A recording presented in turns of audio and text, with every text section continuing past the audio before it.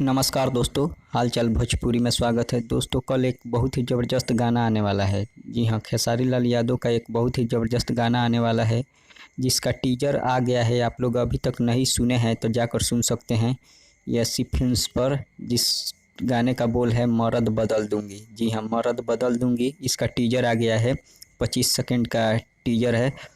आप लोग जाकर यसी फिल्म्स पर सुन सकते हैं, यसी म्यूजिक पर सुन सकते हैं, यसी फिल्म्स न्यूज पर जाकर सुन सकते हैं। तीनों चैनल पर इसे अपलोड किया गया है। और इसका जो फुल वीडियो कल आएगा, यानी कि 26 तारीख को कल सुबह 6 बजे रिलीज किया जाएगा इसका वीडियो।